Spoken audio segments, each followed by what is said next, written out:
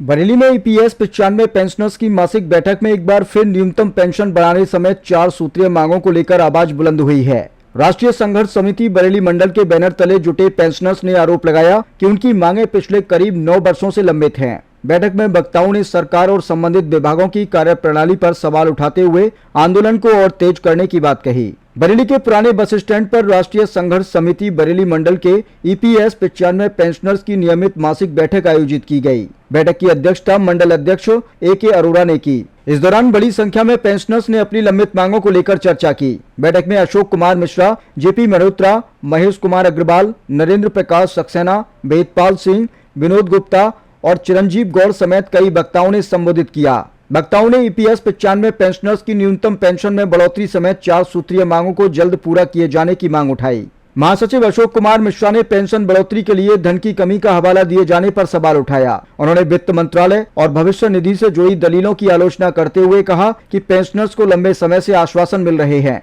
लेकिन उनकी मांगों का समाधान नहीं हुआ है। उन्होंने पेंशनर्स से धैर्य बनाए रखते हुए संघर्ष को और तेज करने का आह्वान किया। वहीं चिरंजीव गौड़ ने कहा कि ईपीएस 95 पेंशनर्स परिवार अपनी मांगों को लेकर लगातार संघर्ष कर रहा है। उन्होंने दावा किया कि देश भर में करीब 81 लाख ईपीएस 95 पेंशनर्स हैं और यदि उनकी मांगों का समय रहते समाधान नहीं हुआ तो आगामी 2027 के चुनाव में सरकार के सामने अपनी ताकत का एहसास कराने के लिए पेंशनर्स राजनीतिक रूप से अपना रुख तय करने को मजबूर होंगे। न्यूनतम पेंशन बढ़ाने समेत हमारी 4 प्रमुख मांगे लंबे समय से लंबित हैं। धनाभाव का हवाला देकर इन्हें टाला नहीं जा सकता। हमारा संघर्ष जारी रहेगा। ईपीएस 95 पेंशनर्स की मांगे समय रहते पूरी नहीं हुई तो 2027 के चुनाव में पेंशनर्स अपनी मतदाता शक्ति का इस्तेमाल करने के लिए मजबूर होंगे। कुल मिलाकर बरेली में हुई ईपीएस 95 पेंशनर्स की बैठक में न्यूनतम पेंशन बढ़ोतरी समेत 4 सूत्रीय मांगों को लेकर सरकार पर दबाव बढ़ाने का संदेश दिया गया। हालांकि बैठक में रखे गए 81 लाख पेंशनर्स और 9 वर्षों से मांगे लंबित होने जैसे आंकड़े समिति के पदाधिकारियों के दावे हैं। पेंशनर्स ने साफ किया कि मांगे पूरी होने तक उनका संघर्ष जारी रहेगा।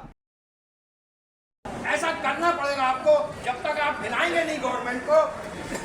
कोई भी ये नेता चाहता है कि हम इलेक्शन जीतें और जब ये टट्टी खटकती है कि इलेक्शन हम हार रहे हैं तो बड़े बड़े कारनामे सब करते हैं। हर पार्टी ये चाहती है कि हम इलेक्शन जीतें। उसके पूर्व में भी आप तमाम अगर हिम्मत हो किसी में और दम हो तो बैनर पोस्टर छत्रपाल गणबाज के कार्यालय या जिला भाजपा का कार्यालय हो, अगर सबके विचार बने तो 50-50 देके लगाइए। ईपीएस 95 2027 पे वोट नहीं डालेगा।